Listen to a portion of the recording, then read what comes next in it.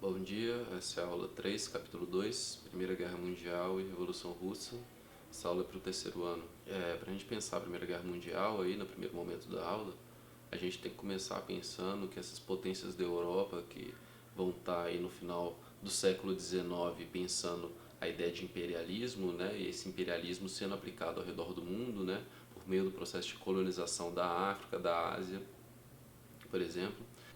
Dentre esses países europeus, a Alemanha e a Grã-Bretanha vão ascender durante esse processo como grandes potências econômicas. A França vai recuperar as terras que ela perdeu na guerra com a Prússia, vai ter também a Rússia querendo expandir seu território, né? Dentro dessa expansão de território russo existe a ideia do pan-eslavismo, né? A ideia de que a mãe Rússia vai acolher todos os povos eslavos, né? Esses povos eslavos, povos do norte do continente europeu. Os povos eslavos, eles muitas vezes escravizavam uns aos outros após as guerras, né? Você pegava os prisioneiros de guerra, escravizava. Daí a palavra slave, que dá origem à palavra escravo, né? No contexto do Brasil. Em 1907 a gente vai ter aí as duas, né? A Tríplice Aliança e a Tríplice Entente. É importante a gente pensar aí essa organização olhando o mapa, que a Tríplice Aliança está no centro da Europa, né? Ele é um corredor central ali que vai dividir as outras nações da Tríplice Entente. E também a gente chama a atenção para o fato de que a Itália ela vai mudar de lado durante a guerra, né? A Itália começa na Tríplice Aliança, mas em 1915, quando a Itália entra na guerra, ela entra ao lado da Tríplice Entente. Por quê? Porque a Itália vê que a Alemanha e o Império Austro-Húngaro não tinham chances na guerra, e para não perder território, a Itália então se junta com a Tríplice Entente, né? Ao mesmo tempo, fora desse mapa, a gente tem que lembrar que a gente tem de um lado os Estados Unidos e do outro o Japão, né, como potências regionais que também estão emergindo no globo aí. Aí a figura de Guilherme II, né, esse Kaiser da Alemanha, que a gente tem que lembrar dele, por quê? Porque ele, após Otto von Bismarck unificar a Alemanha, ele demite Otto von Bismarck, que é uma figura pública que ganha poder com essa unificação, né, que toma a frente depois dessa unificação, e ele começa uma política de expansão pela força, né, ou seja, a imposição de um imperialismo absolutista. Durante esse processo, né, o Kaiser vai terminar propiciando que ideias como eugenismo sejam valorizadas, né? Você tem aí a ideia de uma raça alemã começando a ser criada durante esse processo, né? Na Europa, a gente é chamado esse período de paz armada entre 1871, que é a da unificação da Alemanha, até 1914, que é o início da Primeira Guerra, como a paz armada. Por quê? Porque a Europa não estava em guerra. E durante esse período, ela vai conseguindo se armar belicamente, aumentar o seu poder bélico, se industrializar. Isso não quer dizer que o resto do mundo não está em guerra, né? A presença da Alemanha na África, por exemplo, vai gerar o primeiro genocídio do século XX, né? Eles vão invadir, vão estar na atual Namíbia, né, o território atual da Namíbia, e o povo Namaqua vai se unir contra a colonização. Durante esse processo, a gente vai ter aí uma grande chacina, né? A ONU lançou algumas notícias nos últimos tempos aí e contabilizaram esse número aí que eu botei para vocês, né? No início do conflito a gente tinha 80 mil pessoas, no final 15 mil pessoas, né, que estavam mortas de fome e sem terra, já que a Alemanha tomou para si o território. Em 1914 a gente tem o estopim da guerra, o chamado atentado de Sarajevo, né? Francisco Ferdinando aí, que é herdeiro do Império Austro-Húngaro, né? Lembrando que o Império Austro-Húngaro está fazendo fronteira ali ao norte da Sérvia, e o grupo Mão Negra, que é um grupo nacionalista, né, que quer a independência da Sérvia, não quer que a Sérvia seja anexada ao território do Império Austro-Húngaro. Eles vão fazer esse atentado contra o herdeiro do Império. Esse atentado ele é narrado no filme Sarajevo, que está até disponível no Netflix, se não me falha a memória. Depois do atentado, depois da morte do príncipe e da princesa, a gente vai ter uma série de eventos aí que vão culminar com os vários países da Europa entrando no conflito, né? Tornando assim uma guerra total, né? Uma guerra total que vai envolver várias nações e ao mesmo tempo vai envolver tanto a força militar, né? Tanto os militares quanto a população civil. Por isso esse sentido de total, porque ele envolve todo mundo da sociedade. Lembrando ali que os povos eslavos são povos do norte da Europa, né? são os povos ali que vão descender do que vocês vão conhecer como vikings, como os povos bárbaros, né? Esses povos eslavos também é importante a gente reparar no mapa antes e depois da guerra, como eles vão se formar ali na região que era a Alemanha e o Império Austro-Húngaro. Quando a Alemanha e o Império Austro-Húngaro perde a guerra ao final, boa parte de seus territórios vão formar outros países. Esses países são formados por vários povos eslavos. A guerra ela é dividida em alguns momentos. Primeiro momento ele vem a guerra em movimento, né? Você tem a movimentação de tropas, mas essa guerra em movimento rapidamente termina virando a guerra em trincheiras, né? Trincheiras que são aqueles buracos cavados no chão, e a gente tem que lembrar da situação, da situação dos soldados nessa guerra de trincheiras, né? Você fica num buraco no chão cheio de outros soldados, né? Seus amigos mortos ao seu lado, uma sujeira cheia de ratos, restos de comida, excrementos humanos, todo tipo de sujeira e problemas de saúde você vai ter nesse local, sem contar que você vai estar vivendo o ambiente de morte. Esses soldados que vão participar da guerra, eles vão ficar marcados no seu psicológico. Quando ao acabar da guerra voltarem para a cidade, voltarem para suas famílias, vão terminar trazendo as angústias dessa guerra.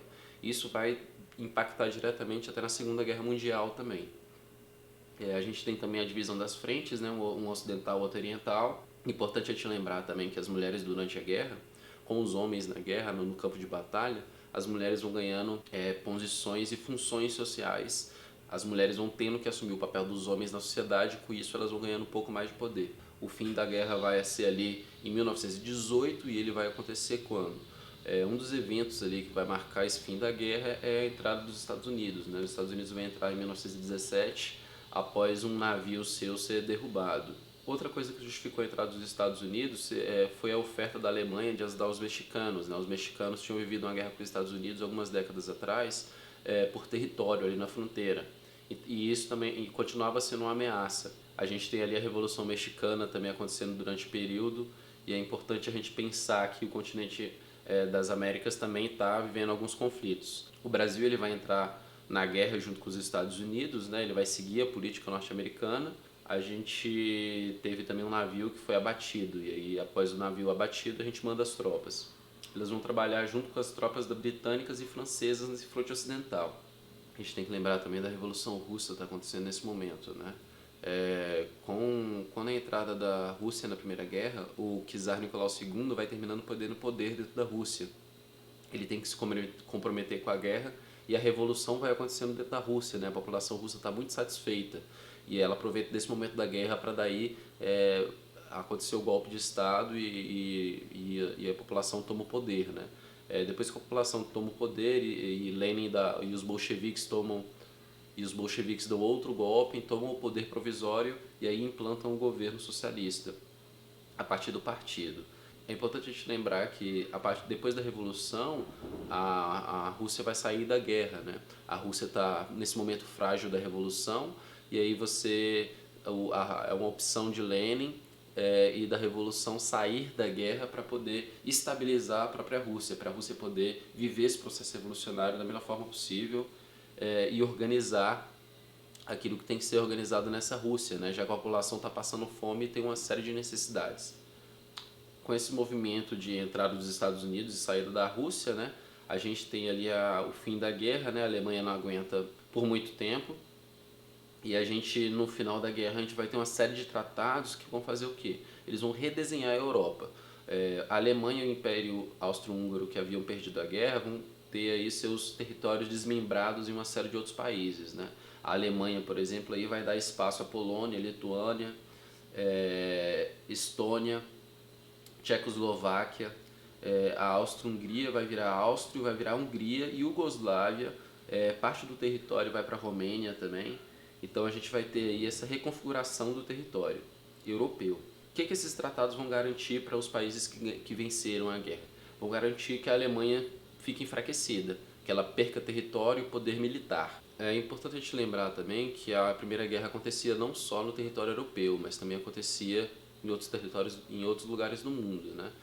No continente africano, por exemplo, que é um continente que tinha sido colonizado e estava vivendo o processo de imperialismo das colônias dos países europeus, a África vai ter conflitos internos. Por quê? Porque esses países europeus que estão em guerra na Europa também estão juntos ali no processo de colonização da África, e dividindo fronteiras e tudo. Então essas forças da Europa que estão presentes na África vão terminar entrando em conflito em alguns momentos. Em Togo e Uganda aí a gente tem o início desses conflitos, quando começa a guerra. É importante a gente lembrar que o norte da África, parte dele é muçulmano, né?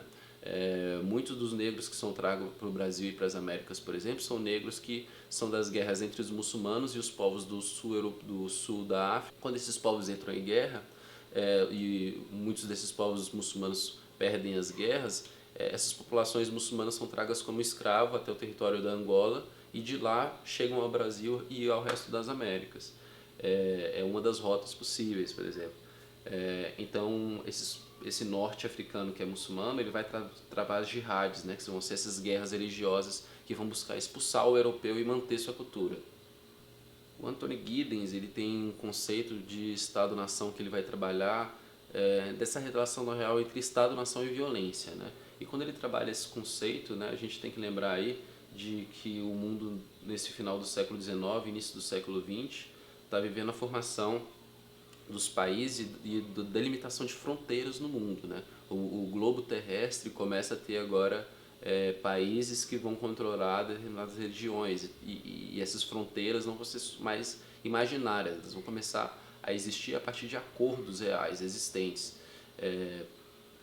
Esses Estados-nações vão absorver assim muitos povos que não vão ter direito de voz durante esse processo de fabricação de leis e do processo que seria de democracia, né? A gente tem aqui, por exemplo, no caso do Brasil, os indígenas que não vão participar das políticas territoriais de maneira efetiva, né? E quando participam não tem o mesmo poder de deliberação que vai ter o setor agropecuário, por exemplo. Uma das coisas que vai consolidar o Estado-nação é exatamente a expansão militar e industrial. E durante a Primeira Guerra a gente vai ter muito disso, né? Ambas as guerras, a Primeira e a Segunda Guerra, vão terminar gerando muita tecnologia. O ser humano, quando ele é botado nesse extremo, né, ao extremo que nem a guerra, ele termina sendo muito inventivo, termina sendo criativo. E no meio disso a gente termina criando muita tecnologia. Junto a isso, as Forças Armadas, né? Quando você tem um exército, você consegue consolidar essas fronteiras, você consegue defender essas fronteiras. No meio disso tudo, a gente tem os Estados Unidos criando a Liga das Nações, né? A Liga das Nações, que depois vai se tornar a Organização das Nações Unidas. Qual o propósito essencial dela? Manter a paz no mundo, né? A gente teve uma guerra, um conflito que foi mundial, então os Estados Unidos ali aparece, né, o presidente dos Estados Unidos se coloca como mediador dessa Europa conflituosa. A ideia de que a paz é o melhor caminho para todos. A gente tem que lembrar também aí que os Estados Unidos estão emergindo como grande potência econômica, tá? Os Estados Unidos terminou lucrando muito com a Primeira e com a Segunda Guerra Mundial. A Europa precisava de alimento e armamento, por exemplo, e alguém tinha que fornecer isso, né? Então você tinha países como os Estados Unidos e como o próprio Brasil que vão fornecer esses alimentos e esses armamentos muitas vezes e matérias-primas que vão suprir essa guerra. Ao final da guerra a gente tem aí o fim da era dos impérios, né? O Império Alemão, Austro-Húngaro e o Império Otomano, que vai participar da guerra também já ali na área mais próximo da Ásia, vão ter fim. Então a gente tem o fim dos impérios. O Império Otomano vai dar origem à Turquia, né?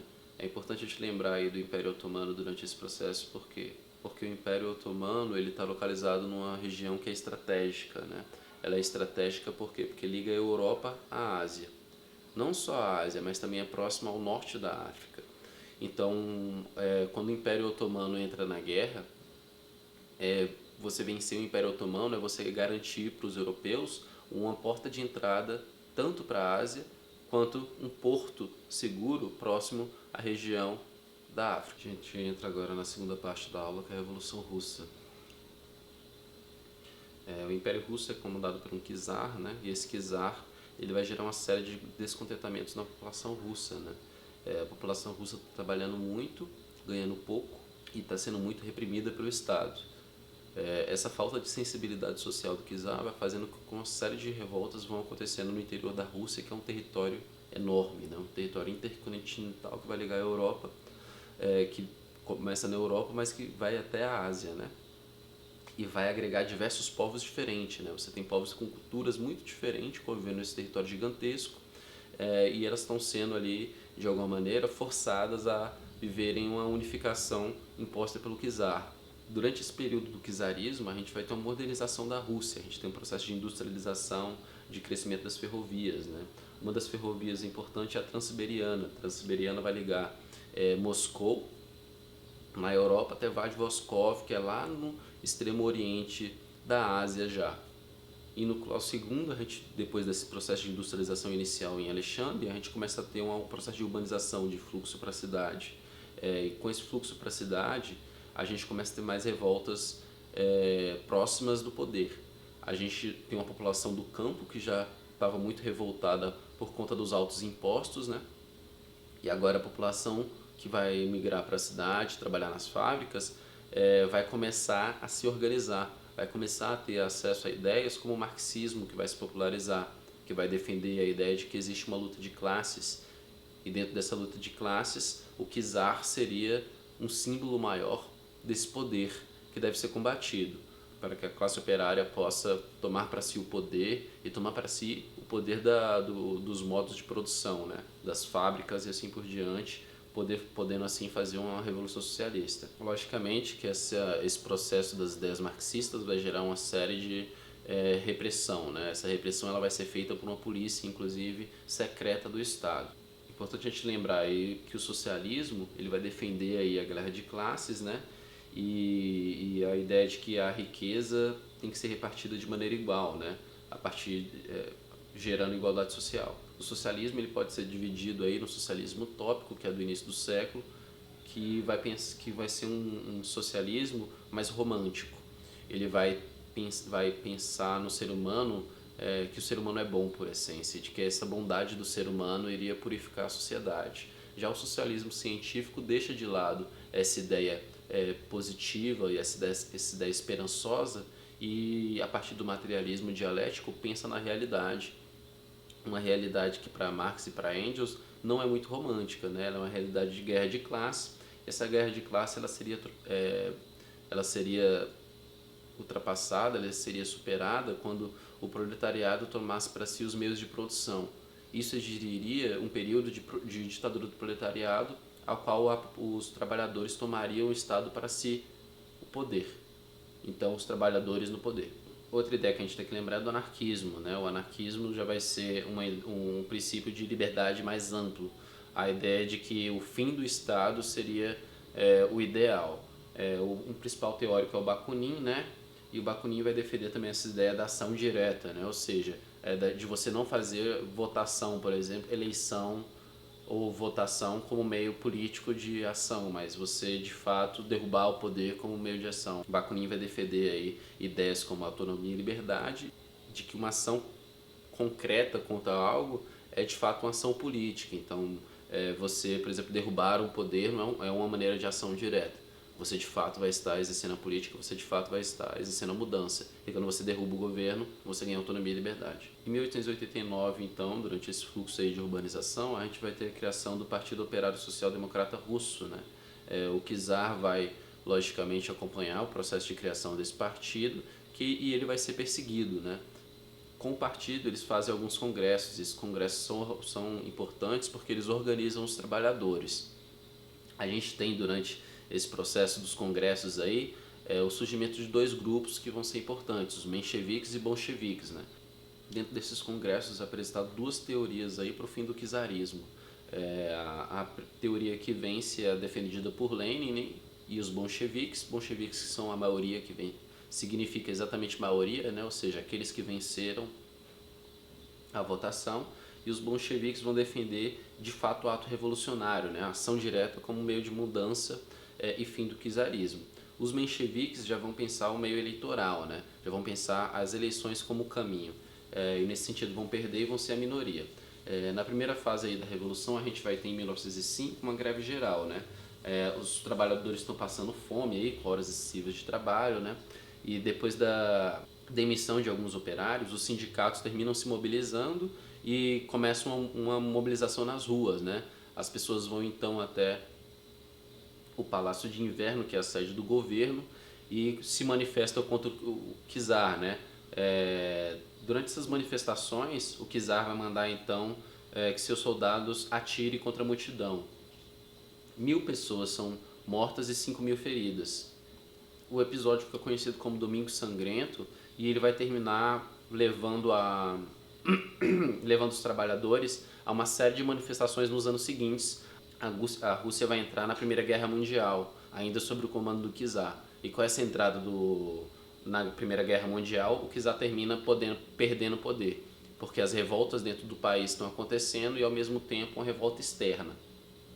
Em 1917, com a guerra já iniciada e a Rússia já participando da guerra, as revoltas estão muito fortes no país. E aí a gente tem esses 3 momentos que são importantes lembrar em 17, na segunda fase da Revolução. Em fevereiro ou março, né, essa data vai sempre variar aí por causa do calendário juliano-gregoriano, né? Durante a Revolução foi mudado o calendário, então vocês vão sempre ver datas que às vezes vão variando.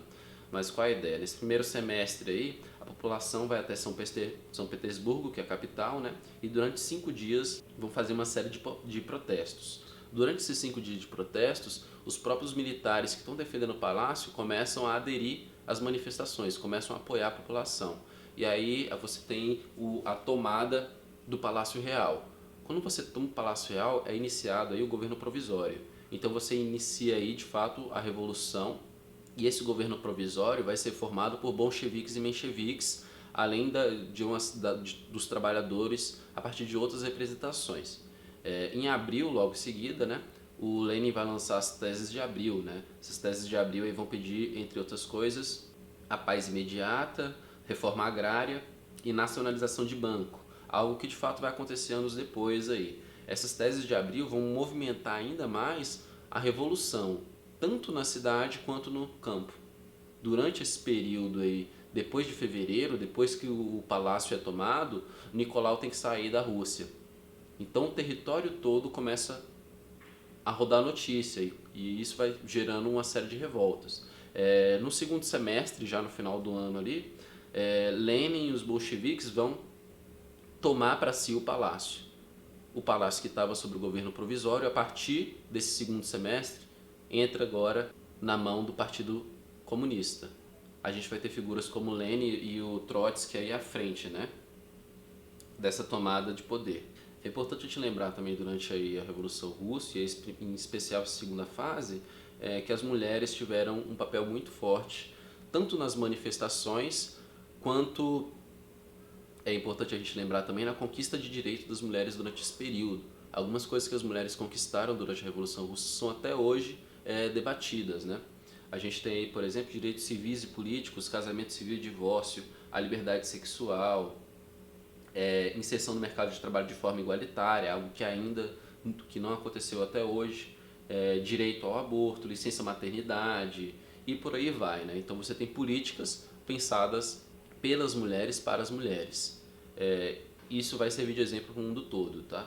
A gente tem uma das figuras que passa pelo Brasil, a Olga Prestes, né? Uma das mulheres aí que vai terminar trazendo essas ideias da Revolução para o Brasil. E vai participar da coluna Prestes, né?